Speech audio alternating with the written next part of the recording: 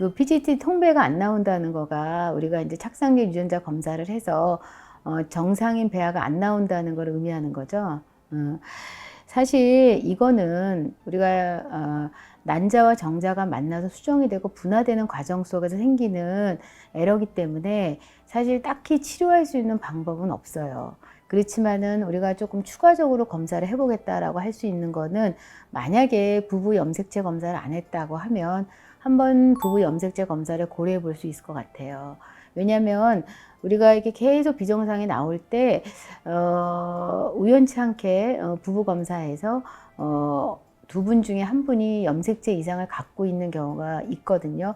보통 우리가 이제 전자라고 많이 얘기를 하는데, 그러니까 자리가 바뀌어 있는 그런 전자들은 우리가 염색체가 그러니까 분화가 될 때 비정상적으로 분화되는 율이 굉장히 높아지거든요. 이게 보통 유산 환자들이 그렇잖아요. 그래서 만약에 너무 정상이 안 나온다, 나이도 젊은데, 그러면 저는 염색체 검사를 한번 고려해 보는 게 좋을 것 같다는 생각을 하고 있고요. 그래서 저는 반복적으로 유산이 됐거나 아니면은 반복적으로 착상이 안 돼서 착상전 유전자 검사를 해야 되는 환자들에서는 적어도 환자랑 잘 얘기를 해서 부부 염색체 검사를 먼저 해보는 거를 조금 생각하고 있고요. 만약에 그냥 나이가 많아서 유산될까 봐 염려돼서 그냥 착상 유전자 검사를 하는 경우는 부부 염색체 검사 없이도 할 수 있지만, 한 번, 두 번, 세 번 계속 비정상이 나오면 궁금하잖아요. 진짜 이 부부가 괜찮은 부부인지. 그래서 아마 환자분하고 잘 대화를 해서 검사에 대해서 설명을 드리면 환자분들도 동의하시고 해서 부부 염색체 검사를 나중에 하는 경우도 있습니다. 아니요, 이게 보통 남자들은 급여를 안 해주고요. 여자들은 보통 이제 3번 이상 유산이 되거나 3번 이상 착상이 안 되면 급여를 해주고 있으니까 사실 경제적으로는 그렇게 뭐 비용이 비싼 검사는 아니라고 생각해요.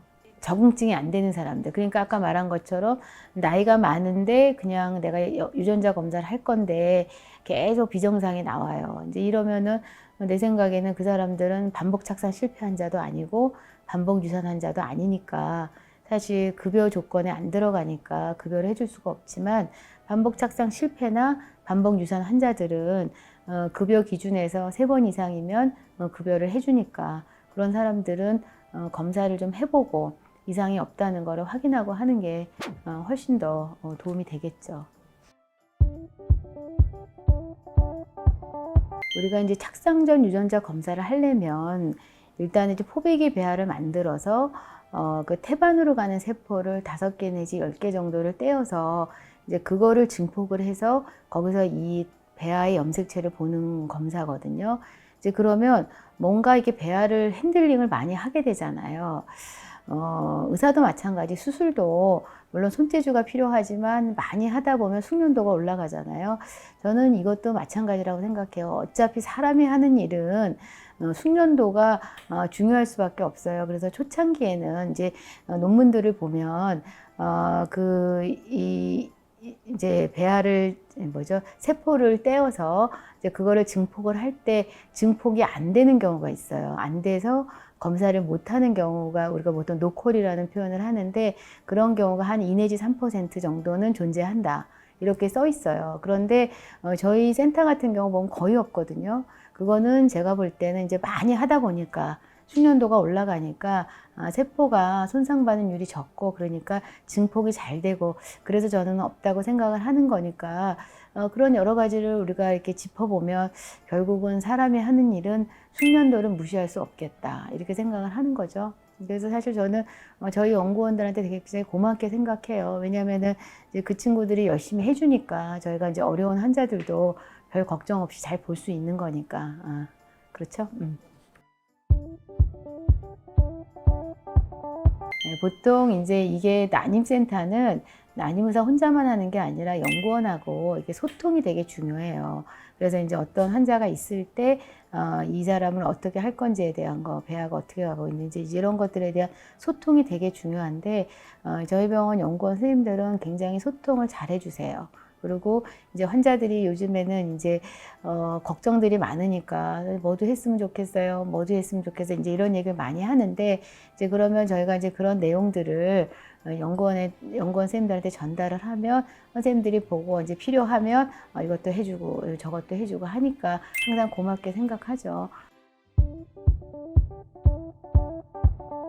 글쎄요, 이제 남편이 해야 할 일은 일단 이제 비뇨기과 선생님한테 물어보면 정자가 좋아야 되잖아요. 그럼 정자가 좋기 위해서 뭐를 해야 되느냐 이렇게 얘기를 하면 1번 술, 담배 하지 말아라 이 얘기를 꼭 하세요. 근데 사실 우리가 사회생활 하다 보면 술을 안 먹을 수는 없는데 담배는 진짜 안 좋다고 하세요. 그래서 요즘에 이제 정자 결과지를 갖고 오면 이제 기형정자가 많은, 기형정자 퍼센테이지가 높은 그런 남성분들이 많은데, 이제 저희가 비뇨기과 선생님들은 꼭 담배 꼭 물어보고 담배는 끊었으면 좋겠다, 이제 그런 얘기를 많이 하시고요.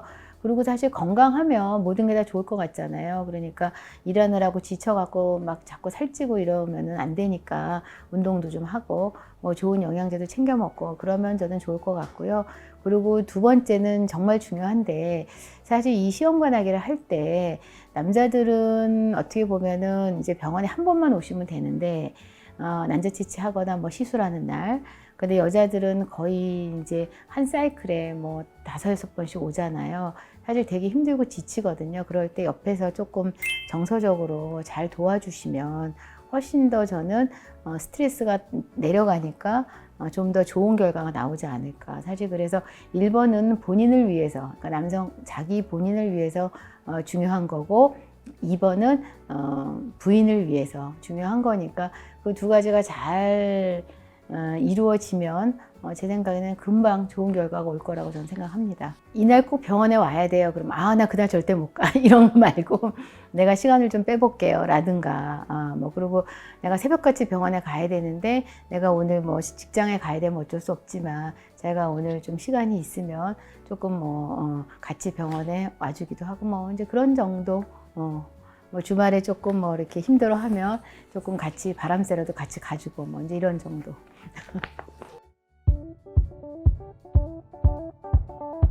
기억에 남는 환자들은 이제 그래도 진짜 이 사람이 임신되면 좋겠다. 이제 물론 모든 환자들이 다 임신되면 좋겠다라고 생각을 하지만 진짜 이게 쭉 보면 차트가 그냥 저기서부터 여기까지 쫙 길게, 그러니까 그간에 이제 고생이 이렇게 차트를 보면 읽혀지는 그런 환자들이 있어요. 근데 이제 그런 환자들이 임신이 되면 되게 기분도 좋고, 이제 다시 이제 동력도 생기죠. 이제 그런데, 최근에, 한 40대, 43살? 뭐 그 정도 되는 환자분인데, 사실 이분이 초반에 시험관에서 임신이 한 번 되신 적이 있어요. 그런데 이제 그때 유산이 됐고, 그 다음에 이제 다른 병원에서 거의 한 10번 정도 이상 이식을 좀 하고 오셨어요. 그랬는데 임신이 잘 안 되니까 나는 나이도 많으니 착상률 유전자 검사를 했으면 좋겠다. 그래서 저도 그렇게 생각합니다 해서 그거를 이제 저희 병원에서 했는데 한 3번 정도 유전자 검사를 했는데 3번 다 비정상이 나온 거죠. 그러니까 이제 나이는 자꾸 많아지고 계속 비정상이 나오니까 이제 환자도 내가 이거를 계속 해야 될까요? 사실 이 부분은 염색체는 정상이셨어요. 그래서 그러면 이러다가 이식도 못 해보니 그러면 이번에 정말 좋은 배아가 나오면 한번 이식을 좀 해보자. 환자분도 원하셨고 나도 좋으면 이식을 해보겠다. 그렇게 이식을 했는데 임신이 되셨어요. 되셨는데 5주에 유산이 됐죠. 그러니까 사실 내가 이게 염색체 검사를 했었어야 되나 이런 생각도 좀 들고, 그렇다고 또 비정상이 나오면 어땠을까 이런 생각도 들고 사실 참 만감이 교차하는데 최근에 있었던 일이라서 이제 조금 그 환자가 많이 기억에 나고요. 또 이제 어제 받은 메일이 있는데 그분은 이제 다른 병원에서 계속 정상적인 좋은 배아를 이식을 한 2번인가 3번인가 하셨어요. 진짜 5일 배아가 진짜 좋아요, 제가 봐도. 그런데 이제 임신이 안 되니까 자기는 어떻게 했으면 좋겠느냐 해서 환자분이 오셨는데 제가 봐도 진짜 배아가 좋은데 임신이 안 되면 한번 착상률 유전자 검사를 해서 정상 배아를 한번 이식을 해보면 어떨까 해서 이제 그렇게 플랜을 세워서 이제 정상 배아를 이식을 하기로 했는데 진짜 이분은 난자에 비해서 정상률이 되게 떨어지더라고요. 그래서 아마 제 기억에 2번인가 3번 정도 아마 했던 걸로 기억을 하는데, 그렇게 해서 정상 배아가 2개가 나와서 2개를 이제 냉동 배아 이식을 해서 그러니까 단태아가 임신이 되셨어요. 그래서 자기가 이제 지지난주에 출산했다고 아기 사진하고 같이 저한테 메일을 보내주셨는데, 그때 그 기억들이 나더라고요. 그 사람이 굉장히 자기는 어떻게 했으면 좋겠느냐 이제 이런 얘기 했던 것도 기억이 나고, 그래서 어쨌든 그런 일이 있을 때마다 이제 안 좋은 일도 있고 또 이제 즐거운 일도 있고 이제 이런 일을 만날 때마다 내가 이 일을 언제까지 할 수 있을까? 요즘에 정말 체력도 딸리고 힘들지만 그래도 내가 도움이 될 수 있는 환자들이 있다는 거에 굉장히 감사드리고 조금 더 열심히 해봐야겠다, 힘다는 데까지 이제 그런 생각을 하게 되는 이제 그런 환자들이 계셨어요. 어떻게 이번 달에 그런 일이 있어가지고 그 질문에 답이 됐는지 모르겠네요. 그래서 환자들이 이제 PGT를 이제 착상률 유전자 검사를 하다 보면 자꾸 비정상이 나오니까 어떤 경우에 검사를 해야 될까요? 라는 질문을 많이 하세요. 그래서 제가 제 블로그에 그거에 대한 얘기를 조금 써놨어요. 그리고 언제 한번 시간 되시면 들어와서 보시면 아마 도움이 될 것 같고, 그래서 자기가 해야 될까 말까를 고민할 때 한번 읽어보고 자기 주치의 선생님하고 한번 상담을 해서 좋은 결과가 있었으면 좋겠습니다. 고생 끝에 낙이 온다, 그런 속담이 있잖아요. 진짜 고생들 많이 하시는데 우리가 이제 임신이 되면 또 환자분들 표정도 좋아지시고, 또 이렇게 출산했다고 그런 얘기를 들으면 저도 기분도 좋고 환자도 기분이 좋고, 그러니까 우리가 나중에 있을 즐거움을 생각해서 조금만 더 고생하고 조금만 더 힘내시면 아마 모든 환자들이 다 좋은 결과를 얻을 수 있을 거라고 저는 믿고 있어요. 감사합니다.